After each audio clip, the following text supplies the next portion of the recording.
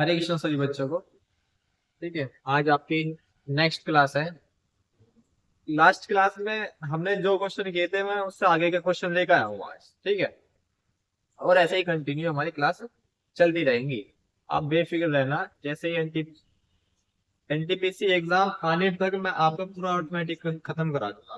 ठीक है, अभी रेशियो एंड प्रोपोर्शन चल रहा है, उसके बाद नेक्स्ट चैप्टर जो भी होगा आपको लास्ट रेशियो एंड प्रोपोर्शन के लास्ट डे में ही आपको बता दिया जाएगा कि नेक्स्ट टॉपिक आपको कौन से स्टार्ट होगा। ठीक है, चलो तो हम आज के क्वेश्चन देखते हैं।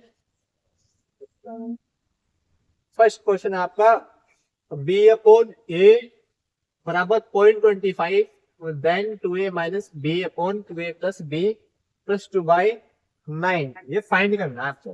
तो देखना क्वेश्चन, ये आपका बी अपॉन ए बराबर 25, यहाँ पॉइंट भी लगा हुआ है। ठीक है, अगर यहाँ से मैं पॉइंट हटाऊंगा तो नीचे दो जीरो आ जाएंगी। ठीक है, अगर मैं यहाँ से पॉइंट हटाता हूँ तो जैसे ही आप किसी भी संख्या के आगे से पॉइंट हटाते हो, ठीक है, तो पॉइंट के बाद जितनी संख्या होती है उतने नीचे जीरो आ जाते हैं। तो देखना, अब हम दोनों संख्याओं को डिवाइड करते हैं 25 से ये भी कट जाएगी, ये भी डिवाइड हो जाएगी, तो कितना आएगा, बी अपॉन ए बराबर 1/4। तो बी की वैल्यू कितनी है आपकी 1 और ए की वैल्यू कितनी है आपकी 4। और फाइंड करने के लिए क्या बोला है इन्होंने, फाइंड करने के लिए बोला है कि 2a minus b upon 2a plus b plus 2/9। तो जहां पे a है वहां पे a की वैल्यू पुट करना, b की वैल्यू b के स्थान में b की वैल्यू पुट करना, और आपका आंसर आ जाएगा। तो देखना a की वैल्यू कितनी है 4, इसे मैं लिख सकता हूँ 2 × 4 माइनस b की वैल्यू कितनी है 1 -1 अपॉन 2 × 4 प्लस b की वैल्यू 1 प्लस 2/9। इसे अगर मैं सोल्व करूंगा, 4 दूनी 8 में से एक जाएगा, 7 बचा, और 4 दूनी 8, 8 में एक जोड़ेंगे 9 प्लस 2/9। तो देखना नीचे भी 9 और यहाँ भी नीचे 9, तो ये कितना हो जाएगा, नीचे आ जाएगा इनका एलसीएम 9, ऊपर क्या बचा 7 और 2 9, और 9 से 9 को डिवाइड करोगे तो कितना हो जाएगा ये 1। आपका फाइनल आंसर आया है 1। अब देखना ऑप्शन सी में आंसर आता। ठीक है, लेना इसका स्क्रीनशॉट।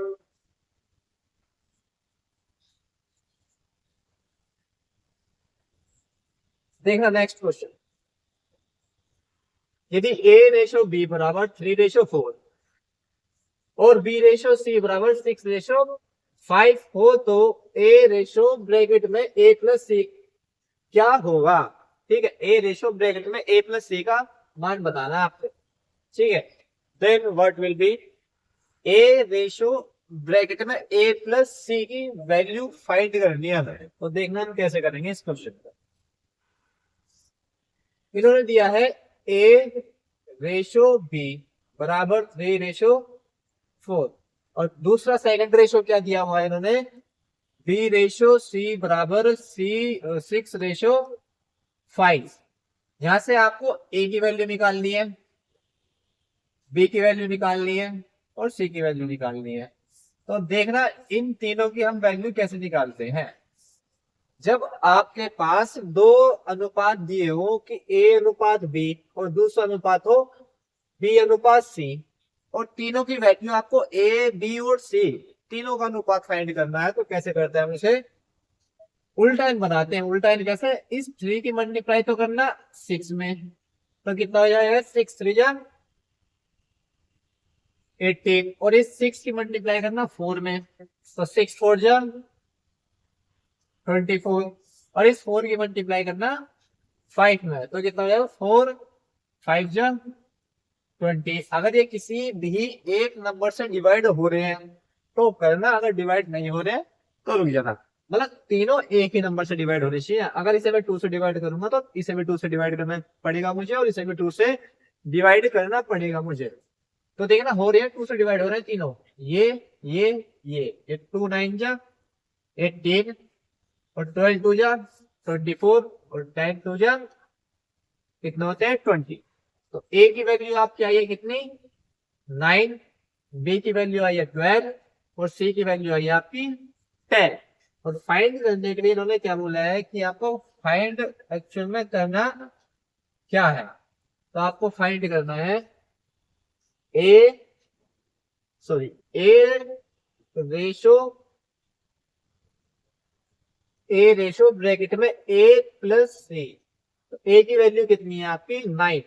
ए की वैल्यू निकाली आपने 9 रेशो ए 9 प्लस सी कितना है आपका 10। तो कितना हो जाएगा आपका 9 रेशो 9 और 10 कितना हो गया 19। आपका फाइनल आंसर कितना आया है 9 रेशो 19 ऑप्शन सी। आपका आंसर आया 9 रेशो 19। यही आपका आंसर। ठीक है, देखना फिर नेक्स्ट क्वेश्चन पे चलते हैं।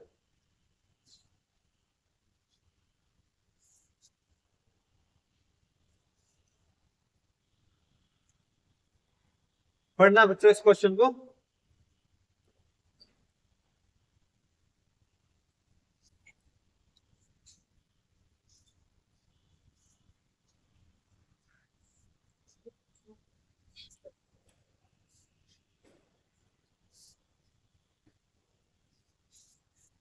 देखना यार इन्होंने क्या दिया क्वेश्चन।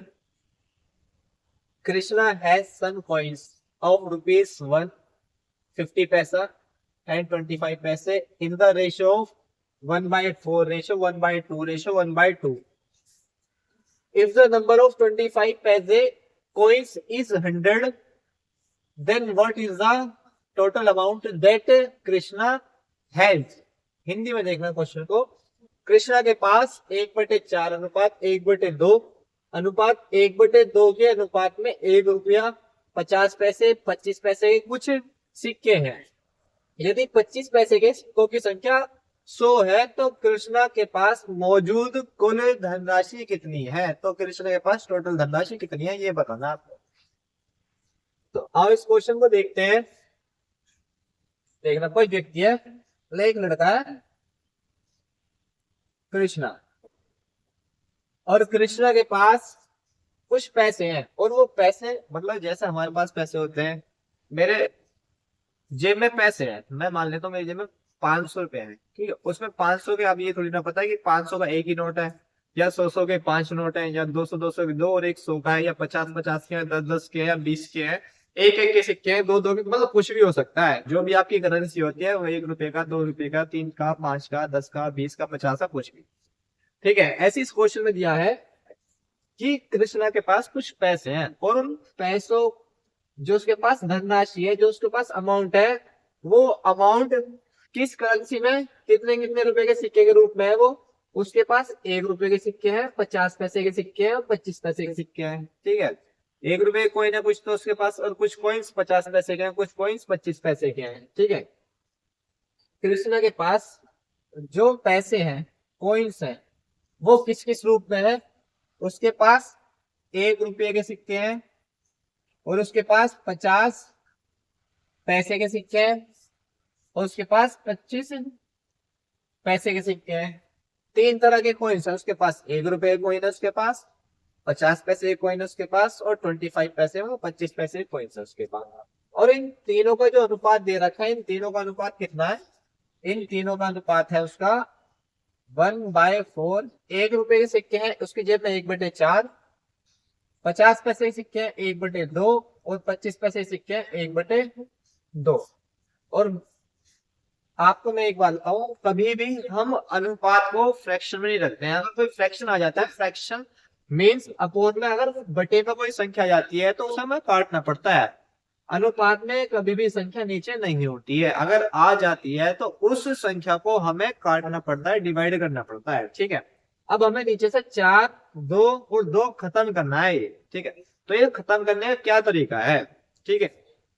तो देखना, अगर हमें नीचे से ये संख्या डिवाइड करनी है तो कैसे डिवाइड करते हैं। तो हम क्या करते हैं, नीचे वाली संख्याओं का, इन नीचे वाली संख्याओं का क्या लेते हैं, हम एलसीएम लेते हैं। जो फ्रैक्शन में संख्याएं होती है नीचे, उनका एलसीएम लेते हैं। तो किस इसका एलसीएम लेना है, 4 2 और 2। इन तीनों का क्या चाहिए मुझे, एलसीएम चाहिए। इन तीनों का एलसीएम चाहिए, और तीनों का एलसीएम कितना होता है, इन तीनों का एलसीएम होता है 4। जब आपने नीचे वाली संख्याओं का एलसीएम लिया है तो उन एलसीएम उस एलसीएम की मल्टीप्लाई ऊपर कर देना इन्हीं तीनों अनुपात में। ठीक है, मैंने क्या बताया है कि तीनों नीचे संख्याओं का आपको एलसीएम देना, और जो भी एलसीएम आएगा उस एलसीएम की मल्टीप्लाई आपको कहां कर देना, तीन अनुपात में कर देना। यहां भी करना, एलसीएम कितना है 4, यहां भी कर देना 4, और यहां भी कर देना 4। अब नीचे वाली संख्या इस 4 से ऊपर वाले एलसीएम से पूरी पूरी डिवाइड हो जाते हैं। इस 4 से ये 4 गया, इस 2 से यहाँ 2 आएगा, इस 2 से 4 काटेंगे, यहाँ पे 2 आएगा, तो यहाँ क्या बचा, यहाँ तो 4 पूरा का पूरा कट गया, यहाँ तो कुछ बचा ही नहीं, यहाँ तो बचा 1, यहाँ 2 दूनी 4, यहाँ 2 बचा, और यहाँ पे 2 दूनी 4, यहाँ भी आपका 2 बचा है। तो देखना इस अनुपात का क्या मतलब है, इस अनुपात का मतलब है यहाँ पे ये आपको ये बता रहा है कि कृष्णा के पास जो 1 रुपए के सिक्के हैं वो सिर्फ एक सिक्का है, और जो 50 पैसे के सिक्के हैं उसके पास 2 सिक्के हैं, और 25 पैसे के सिक्के भी उसके पास 2 सिक्के हैं। टोटल उसकी जेब में कितने सिक्के हुए, एक तो 1 रुपए का सिक्का, दो है 50 पैसे के सिक्के, और 2 है 25 पैसे के सिक्के, तो टोटल उसके पास सिक्के हुए 5। अब आप ये देख रहे हैं 5 सिक्कों से उसके पास अमाउंट कितनी होगी।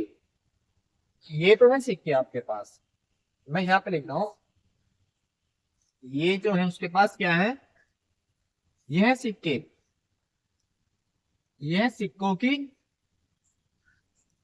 संख्या, मतलब इसके पास ये क्या है, कॉइन्स, ये उसके पास कॉइन्स। अगर मैं इन कॉइन्स के पैसे देखो, इनकी अमाउंट देखो, इनकी धनराशि देखो कि ये पैसों में कितने हैं, रुपये में कितने हैं। ठीक है, तो देखना अगर मेरे पास, और यहाँ पे लिख रहा हूं मैं क्या, यहाँ पे लिख रहा हूं मैं इनकी अमाउंट, इन सिक्कों की अमाउंट। अगर इन सिक्कों को लेके मैं दुकान पे जाता हूँ, किसी शॉप पे जाता हूँ, कुछ सामान खरीदने जाता हूँ, तो इनकी वैल्यू कितनी है। ठीक है, तो देखना अगर मेरे पास 1 रुपए का सिक्का है तो 1 रुपए का सिक्के में कितने रुपए होते हैं, 1 रुपए के सिक्के में 1 रुपया ही होता है, 1 रुपीस ही होते हैं। ठीक है, अगर मैं देखूं 50 पैसे के मेरे पास 2 सिक्के हैं, ठीक है, 50, एक 50 पैसे सिक्का और एक दूसरा भी 50 पैसे सिक्का है, 2 सिक्के मेरे पास 50 पैसे के हैं, तो मेरे पास रुपये कितना होंगे, 50 पैसे के 2 सिक्के का मूल्य कितना होता है, 1 रुपये होता है उनका भी, 1 रुपीस। और 25 पैसे के 2 सिक्के हैं मेरे पास, 25 पैसे के 2 सिक्के हैं, तो उनका कितने मूल्य हो जाएगा, कितनी वैल्यू हो जाएगी उनकी, वो हो जाएंगे 50 पैसे। ठीक है, 50 पैसे। देखना 1 रुपए के 1 रुपया है, जो 50 पैसे के सिक्के हैं वो 1 रुपया है, और 25 पैसे के जो सिक्के हैं वो कितने रुपए मेरे पास, 50 पैसे हैं। अगर मैं इन सब को जोड़ देता हूँ, सॉरी अभी पहले क्वेश्चन पढ़ना, क्वेश्चन क्या है, क्वेश्चन लगा है कि 25 पैसे के सिक्कों की संख्या कितनी है, 100 है। 25 पैसों के सिक्कों की संख्या 100 है, तो कृष्णा के पास मौजूद कुल धनराशि कितनी है। तो देखना अगर मैं उसके पास इस, अभी हम ना क्वेश्चन पर ध्यान मत दो, अभी ना जो अनुपात के अकॉर्डिंग, जो रेशियो के अकॉर्डिंग चल रहा है उसे देखते जाओ। कृष्णा के पास 1 रुपया 50 पैसे 25 पैसे सिक्के थे, इस अनुपात में थे 1/4, 1/2, 1/2 के अनुपात में थे, और नीचे अनुपात में कोई संख्या रहती नहीं है, इसलिए पहले हमने नीचे की संख्या खत्म की है, और खत्म करके जो इनका ओरिजिनल अनुपात आया, रेशियो आया कितना है, 1:2:2 आएगा। ठीक है, फिर मैंने क्या देखा कि ये 1 रुपए का एक कॉइन है, तो उसमें कितने रुपए होंगे, मनी कितनी बैठी उसकी, 1 रुपए का एक कॉइन का 1 रुपए होता है, और 50 पैसे के 2 कॉइन है मेरे पास, तो रुपये कितने बने उनसे, 1 रुपया ही बना, क्योंकि 2 सिक्कों में 1 रुपया बनता है, 50 पैसे, एक 50 पैसे, दूसरा सिक्का 50 पैसे, तो कितना बना, 1 रुपये बना, और 25 पैसे के 2 सिक्के हैं, तो कितने रुपए बने मेरे पास, 50 पैसे बने। पॉइंट 50 लिखा है, पॉइंट 50 पैसे। अगर मैं इन सभी को जोड़ देता हूँ, इन सभी को जोड़ देता हूँ, तो कृष्णा के पास टोटल जो अमाउंट बनी है, वो टोटल धनराशि कितनी बनी, टोटल पैसे कितने आए कृष्णा के पास। देखना 1 रुपया और 50 पैसे, तो कितना होगा ये, 2.50 रुपये है, मतलब उसके पास 2.5 रुपये है, 2 रुपये 50 पैसे है कृष्णा के पास, ये अनुपात के अकॉर्डिंग निकाला आपने। तो देखना अब क्वेश्चन पढ़ना, अरे हमने क्वेश्चन तो पढ़ा नहीं, हल्की सी मिस्टेक करती बस। 2 मिनट समझना बच्चों, 2 मिनट बस, है ना। क्वेश्चन पे ध्यान देगा। अगली लाइन पढ़ी, इसने क्या दे रखा है कि यदि 25 पैसे के सिक्कों की संख्या 100 है, ठीक है। हल्का सा मैंने नेक्स्ट लाइन नहीं पढ़ी थी, उस लाइन ना पढ़ने के चक्कर में मैं सारा क्वेश्चन करता चला गया। बस थोड़ा पीछे आ जाना। अभी उसने क्या दिया हुआ है, हमारे अनुपात के अकॉर्डिंग 1 रुपया और 50 पैसे और 25 पैसे का जो अनुपात निकला है, कितना निकला, 1:2 अनुपात और 2 अनुपात निकला है। ठीक है, 25 पैसे के 2 सिक्के हैं, 50 पैसे के 2 सिक्के, 1 रुपए के 1 सिक्का। अब क्वेश्चन में देखना, उसने दिए हैं कि 25 पैसे के कितने सिक्के हैं, 100 सिक्के हैं मेरे पास। ओरिजिनल जो संख्या है 25 पैसे के कितने हैं, 100 सिक्के हैं। और मेरे कितने निकले 25 पैसे के सिक्के, 2 निकले हैं। तो इन्हें मैं लिख सकता हूँ 2 = 100 के, क्योंकि ये भी 25 पैसे के सिक्के निकाले दो और क्वेश्चन में 25 पैसे सिक्के दिए 100, तो दोनों है तो 25 पैसे के सिक्के, तो दोनों ही कंपैरिजन कर सकता हूँ ना इनकी मैं। तो देखना कितना है, 2 = 100 के, तो 1 = 50 के। अब एक की वैल्यू जैसे ही आपके पास आती है, उसकी मल्टीप्लाई आप जिस भी संख्या में करते हो उसकी ओरिजिनल वैल्यू निकल के आ जाती है। तो देखना, इस 50 की मल्टीप्लाई जैसे मैं 1 में करूंगा तो इसकी वैल्यू निकल कर जाएंगे, इस 50 की मल्टीप्लाई मैं इसमें करूंगा तो इसके ओरिजिनल सिक्के आ जाएंगे, और इसमें करूंगा तो इसके ओरिजिनल सिक्के आ जाएंगे। तो कितने कितने सिक्के आए इनके देखना, 50 की 1 में करोगे तो 50 ही बैठते हैं, 50 की 2 में करोगे तो कितने हो जाएंगे, 100 हो जाएंगे, और 50 की 2 में करोगे कितने हो जाएंगे, ये भी 100 हो जाएंगे। अब देखना यहाँ के बाद मैं इससे आगे क्वेश्चन वहां पे लिख रहा हूँ, नीचे स्पेस नहीं बचा, इसलिए क्वेश्चन यहाँ लिखना, यहाँ लिख रहा हूँ उसके बाद क्वेश्चन, ठीक है। यहाँ देखना, ये है कृष्णा के पास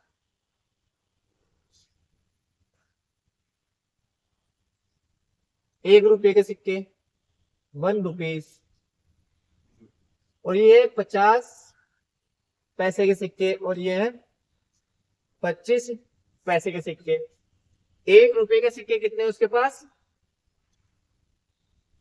50 सिक्के, और 50 पैसे कितने सिक्के है उसके पास, 100 कॉइन्स, और 25 पैसे के उसके पास कितने कॉइन्स है, ये भी 100 कॉइन्स है, 100 कॉइन्स है। देखना, 1 रुपए के 50 सिक्के हैं, अगर 1 रुपए के 50 कॉइन्स हैं तो टोटल रुपीज कितने हो गए मेरे पास, 50 रुपए हो गए हैं। अगर 50 पैसे के 100 सिक्के हैं तो कितने रुपए बैठेंगे मेरे पास, ये भी 50 रुपए बैठेंगे। और अगर 25 पैसे के 100 सिक्के हैं तो कितने रुपए बैठेंगे मेरे पास, 25 रुपए हो गए, है ना। देखना, अगर 1 रुपए के सिक्के कितने, 50 सिक्के हैं, तो उसका अमाउंट कितना हुआ, वो कितने रुपए हुए, तो 50 रुपए तो बैठेंगे। ये तो सिक्कों की संख्या है, ये तो कोइंस है, और ये मनी है, अमाउंट मतलब कितने अमाउंट पे, तो 50 सिक्के 1 रुपए के हैं, 100 सिक्के 50 पैसे के हैं, और 100 ही सिक्के 25 पैसे के हैं, तो टोटल कितने कितने अमाउंट बैठे इनके, ये भी 50 बैठी, ये भी 50 बैठी, ये 25 बैठी। तो तीनों को अगर मैं जोड़ दूं तो जोड़ के कितने बैठेंगे, 50 और 50 100, और 25 125। टोटल जो उसके पास धनराशि है कृष्णा के पास, वो कितनी धनराशि है कृष्णा के पास, 125 धनराशि है कृष्णा के पास। ये आपका आंसर, ऑप्शन देखना, ऑप्शन सी आंसर आप, ठीक है। नेक्स्ट देखना इस क्वेश्चन को, फिर नेक्स्ट क्वेश्चन करते हैं।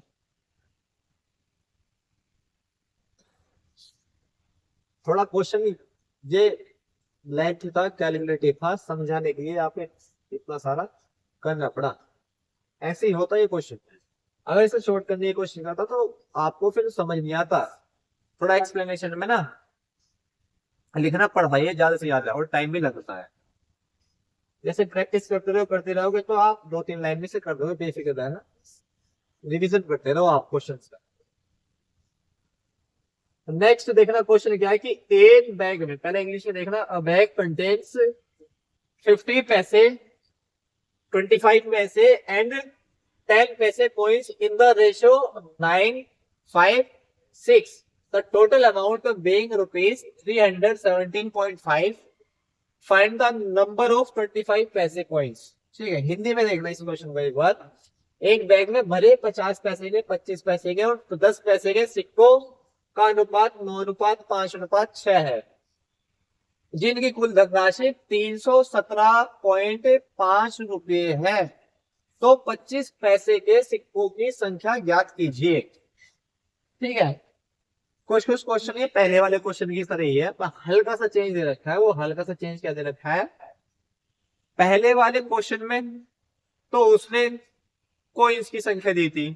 ठीक है, कॉइन्स का नंबर बताया था कि इतने कॉइन्स है उसके पास, ओरिजिनल जो वास्तविक रियल संख्या है कॉइन्स की वो बता रखी थी उसने।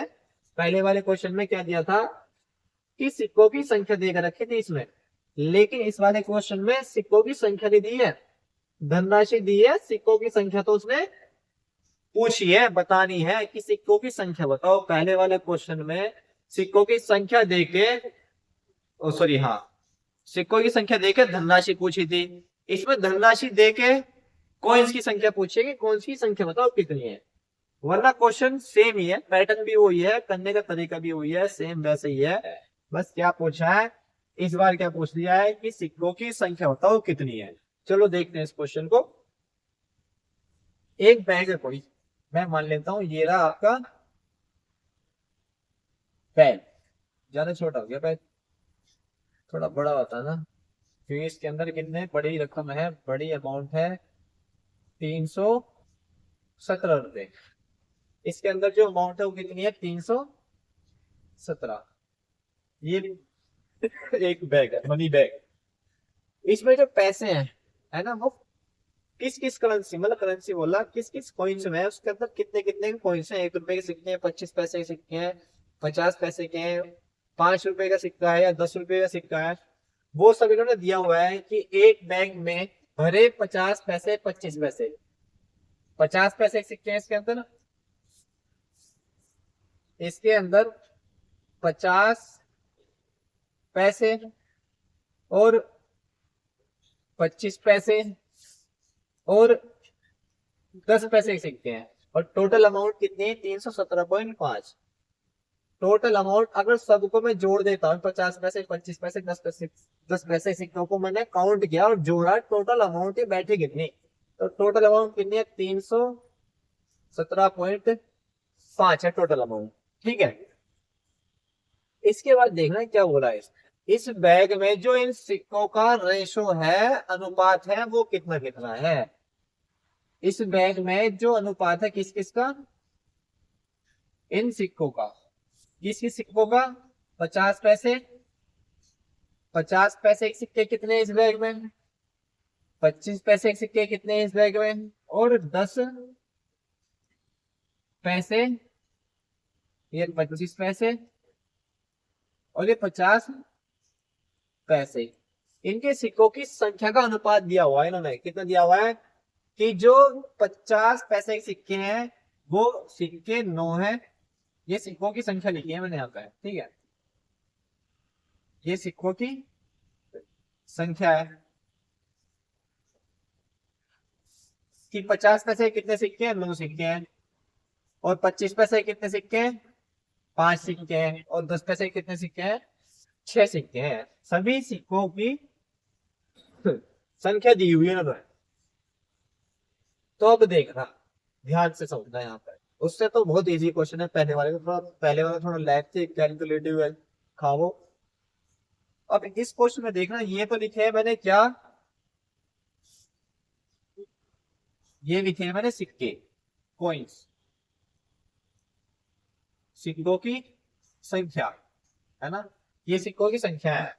देखना, अगर मेरे पास 50 पैसे के 9 सिक्के हैं, मेरी जेब में 50 पैसे के 9 कॉइन्स पड़े हैं, तो बताओ मेरी जेब में कितने पैसे हैं, तो कितने रुपये हुए। अगर ये मेरे पास 50 पैसे के 9 सिक्के हैं ना, और मैं जोड़ूंगा, काउंट करूंगा, कितने बैठेंगे वो, 4 रुपये 50 पैसे बैठेंगे, मतलब 4.5 रुपये बैठेंगे मेरे पास। ठीक है, ऐसी 25 पैसे के मेरे पास 5 सिक्के हैं।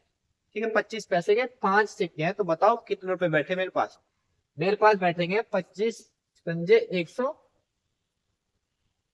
25, 1 रुपया 25 पैसे बैठेंगे। देखना कैसे बैठे, कभी कंफ्यूज हो आप। मेरे पास 25 पैसे के 5 सिक्के हैं। 25 पैसे, 25 पैसे, 25 पैसे, 25 पैसे और 25 पैसे। कितने कॉइन्स हो गए? 1 2 3 4 5। तो देखना 25 पैसे और 25 पैसे 50 पैसे, फिर 25 पैसे 75 पैसे, फिर 25 पैसे 1 रुपया बन गया। अब 1 रुपया 25 पैसे, 25 पैसे बचे तो कितने हुए? 1 रुपया 25 पैसे। ऐसे 10 पैसे के 6 सिक्के हैं मेरे पास, तो कितने रुपए हो जाएंगे? हो जाएंगे मेरे पास 60 पैसे। ठीक है, 60 पैसे। अब टोटल अमाउंट को जोड़ना। टोटल अमाउंट को अगर मैं जोड़ूंगा, टोटल अमाउंट मेरे पास टोटल कितनी बैठेगी? टोटल बैठी मेरे पास ये 4.5 रुपए, 1 रुपया 50 पैसे, 25 पैसे और 60 पैसे। अगर मैं टोटल इन अमाउंट को, इन सब का मैं सम करता हूं, तो इन सब का जो सम आएगा वो सम कितना आएगा? वो इन सब का सम आएगा 4 और 1 5, 5, 4 और 1 5, 5 रुपया 75 पैसे, 75 और 60 पैसे, 6 रुपये 50 पैसे। देखना, चलो जोड़ रहे हैं एक बार। 50, फिर 1.25 और 0.6 कितने हो जाएंगे? 5 6 2 7 और 5 12, कितने हो जाएंगे? 6.25, 6.628 और 5 13, 6.35 इनका टोटल सम आया। कितना आएगा इनका सम? 6.35। इस अनुपात, ये अनुपात जो दिया है, इस अनुपात के अकॉर्डिंग मेरी जेब में कितने रुपए हैं? 6.35 रुपए है मेरी जेब में। लेकिन क्वेश्चन में कितने रुपए दिए हैं कि ओरिजिनल अमाउंट इसके अंदर कितनी है? 317.5 रुपये है, और हमारे अकॉर्डिंग कितने निकले? इतने ने। तो दोनों तो है, तो इसी बैग के अंदर की अमाउंट, तो दोनों की कंपैरिजन करना। जब मैं इसकी कंपैरिजन करूंगा, इसके बाद यहां देखना क्वेश्चन, इसके बाद आगे देखना। ठीक है, जब दोनों की मैं कंपैरिजन करूंगा तो मेरे पास अनुपात के अकॉर्डिंग कितने रुपए हैं? 6.35। और बैग में कितने दिए हैं? बैग में दिए 317.5। यहां से अगर पॉइंट हटाएंगे तो नीचे 2 जीरो आ जाएंगी, और यहां से पॉइंट हटाओगे तो नीचे कितनी जीरो जाएंगी? 1 जीरो, 1 जीरो से 1 जीरो गई। अब इन्हें डिवाइड करना है। 5 पंजे 25, 5 से 15 और 2 17, 7 1 5 6 30 और 1। देखो 625 को अगर 317.5 को डिवाइड करोगे तो 5 बार डिवाइड हो रहा है पूरा ये, और नीचे 10 से मल्टीप्लाई में चला जाएगा, और यहाँ पे क्या बचा? 1। एक बराबर कितना आया? 50। जब 1 बराबर 50 के आया, जैसे ही आपके पास 50, सॉरी, जैसे ही आपके पास 1 यूनिट की वैल्यू आ जाती है, उसकी मल्टीप्लाई आप जिस संख्या में भी करते हो ना, उसी की ओरिजिनल वैल्यू आ जाती है। जैसे ही आपके पास 1 यूनिट की वैल्यू आती है, समझना क्वेश्चन हो गया। अब तो सिर्फ आपको क्या करना है? इस 1 यूनिट की वैल्यू की मल्टीप्लाई उस संख्या में कर देना जो आपको फाइंड करना है। अब आप देखना हमें फाइंड क्या करना है। कह रहा 25 पैसे के सिक्कों की संख्या ज्ञात कीजिए। अब आप देखना आपके पास 25 पैसों के सिक्कों की संख्या है कितनी। तो 25 पैसों के सिक्कों की संख्या मेरे पास है कितनी? 5। बस इस 50 की मल्टीप्लाई 5 में कर देना, तो कितना आएगा? 5 पंजे 25, 250 आया आपका आंसर। ठीक है, 50 पैसे के जो सिक्के हैं वो आपके पास कितने हैं? वो 250 रुपए हैं, सॉरी 250 सिक्के हैं। Option A. ठीक है, देखना इस क्वेश्चन को। फिर नेक्स्ट क्वेश्चन करते हैं।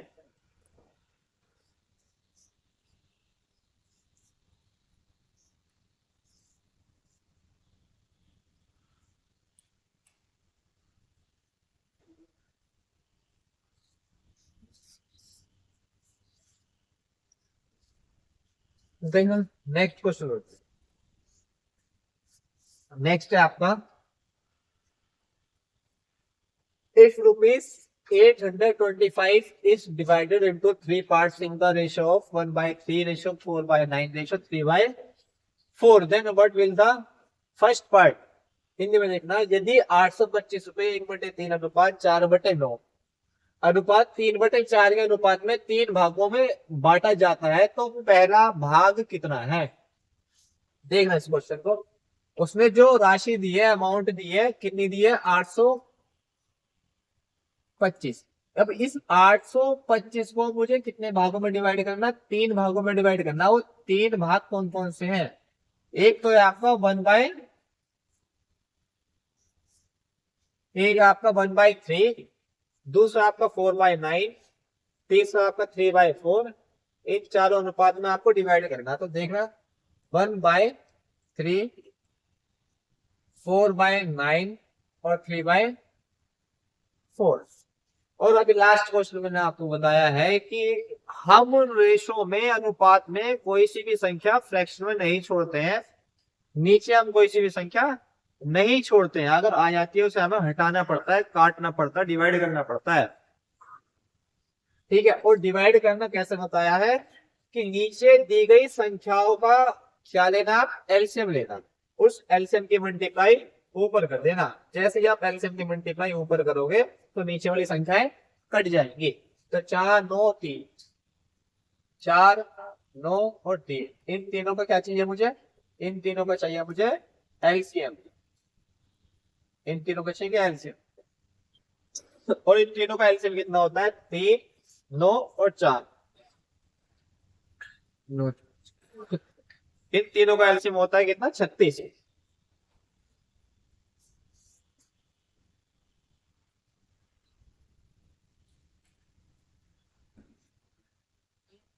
देखना 9 3 और 4 का एलसीएम कितना होता है, 36 एलसीएम होता है। तो इनका एलसीएम कितना आया, 36। और फिर क्या करना है आपको, इस एलसीएम की मल्टीप्लाई तीनों अनुपात में कर देना, इंटू 36 इंटू 36 इंटू 36। तो कितना आएगा ये, 12 36 और 9 चौक 36 और 4 ने 36। तीनों अनुपात आ गए आपके। जब तीनों अनुपात आ गए हैं तो उसने पूछा क्या है, तो पहला भाग कितना है। देखो, जब भी हम किसी टोटल संख्याओं को किसी भी अनुपात में बांटते हैं, 2 अनुपात में बांटते हैं, 3 अनुपात में बांटते हैं, 4 अनुपात में बांटते हैं, तो जितने अनुपात में भी बांटते हैं तो उन अनुपातों का सम टोटल अमाउंट के बराबर होता है। तो इसे मैं कैसे लिखूंगा, 12 और 4 कितने होते हैं, 16, 16 और 9 कितने हो गए, 25। इन तीनों अनुपात का जो टोटल आपका सम आया है, वो सम कितना आया, इन तीनों का आपके पास जो सम आया है, सम मतलब इनका योगफल, योगफल जो आया वो कितना आया, 25 आया आपका। इनका सम कितना आया, 25। और टोटल सम कितना दे रखा है, टोटल सम है 825। तो मैं क्या करूंगा, 25 बराबर कितने के, 825 के एक बराबर कितना है, 25 या 75 बचा 12, 25 पंजे 125। तो 12 एक बराबर कितना है आपका, एक बराबर है 35। इन्होंने पूछा क्या है, इन्होंने पूछा तो पहला भाग कितना है, पहला भाग कितना है आपका, पहला भाग है आपका 12, पहला भाग है आपका 12। और मैंने आपसे क्या बोला है, जब आपके पास एक यूनिट की वैल्यू आ जाती है, एक यूनिट की वैल्यू आई है 35, जैसे ही आपके पास एक यूनिट की वैल्यू आती है उसकी मल्टीप्लाई उसी में कर देना जो फाइंड करने के लिए बोला। फाइंड करने के लिए क्या बोला कि पहला भाग बताओ, पहला भाग कितना हमारा 12, इसकी मल्टीप्लाई 12 में कर देना आप, है ना। 12 पंजे 60, 6 बार 36 और 6 42, तो कितना है 420। यही आपका आंसर। रुकना, कहीं गलती किया हमने, ऑप्शन नहीं है 420। तो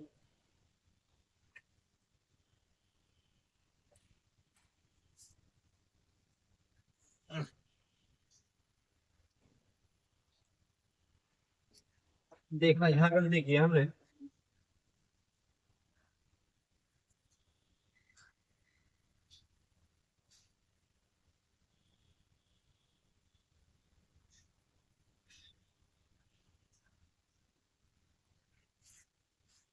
तो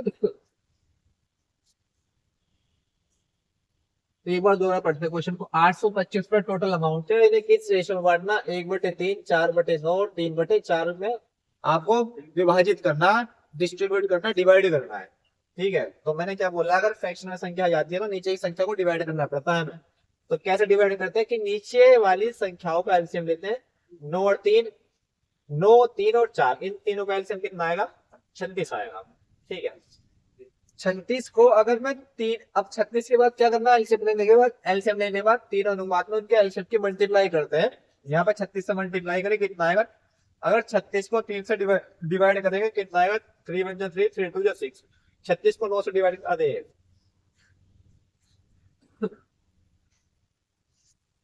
36 को अगर हम 9 से डिवाइड करते हैं, कितना आता है आपका? 36 को अगर आप 9 से डिवाइड करते हो तो 9 चौक, ये तो आपका 36, और 36 को 9 से डिवाइड करो, कितना आएगा? 9 चौक 36। इस 4 की मल्टीप्लाई 4 में करेंगे तो कितना आएगा? 4 चौक 16 आएगा। अब करना है इन पर टोटल सम, कितना आएगा टोटल सम? 12 और 9 किस 12 और 9 कितने हुए? 21, और 21 और 16 कितने हो गए? 37। 21 और 16 कितने हो गए? 37 हो गए आपका। 21 और 16 आ गए आपके 37। ठीक है, टोटल सम कितना आया आपका? 37 आया। और यहाँ भी आपने गलती की, 4 नहीं 36, 9 या 27, ये कितना आएगा? 27 आएगा ये। 2 मिनट देख रहे,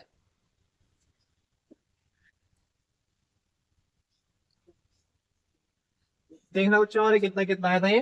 तो हल्का सा हमारे यहाँ पे गलती हो गई थी। ठीक है, मैंने क्या बोला था आपको? जब भी रेशियो का फ्रैक्शन में आए तो फ्रैक्शन में सबसे पहले आपको क्या लेना है? एलसीएम लेना है।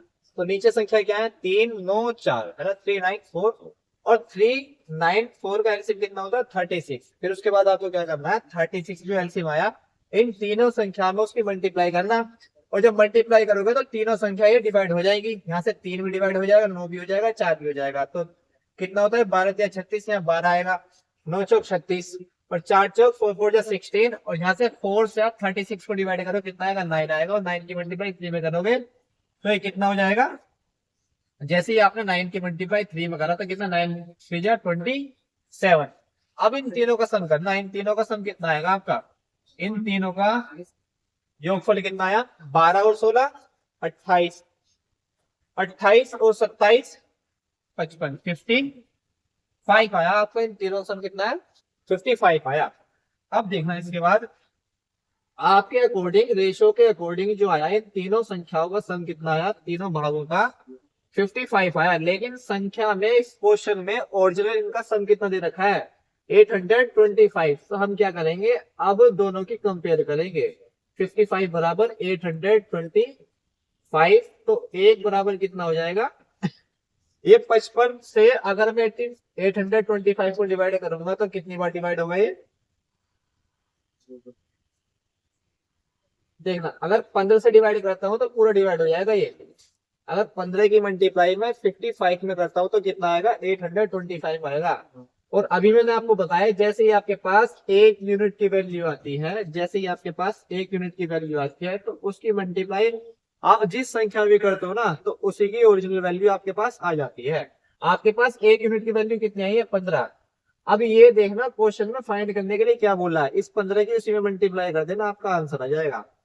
क्वेश्चन में क्या बोला है? तो पहला भाग कितना है? तो पहला भाग आपका कितना है? 12। इस 12 की मल्टीप्लाई जैसे ही आप इसमें करोगे, आपका आंसर आ जाएगा। इस 12 की मल्टीप्लाई जैसे ही आप इस 15 में करोगे, 1 यूनिट की वैल्यू में करोगे, तो आपका आंसर आ जाएगा। इस 12 की मल्टीप्लाई 15 में करते हैं, कितना है? 12 पंजे 60, 6 12 12 और 6 18। यही आपका आंसर। देखना किस ऑप्शन में? Option D. ठीक है, यही आपका आंसर है। बस आज के लिए हम इतना ही रखते हैं। ठीक है, और इससे आगे आपको नेक्स्ट क्लास में क्वेश्चन मिलेंगे, और आप ऐसे ही बने रहना इस चैनल से। आपको डे बाय डे, मतलब day by day in the sense, मतलब एक दिन छोड़ के, या डेली आपको क्लास मिलती रहेगी। चलो, तो आज के लिए इतना ही। फिर सारे कृष्णा, थैंक यू।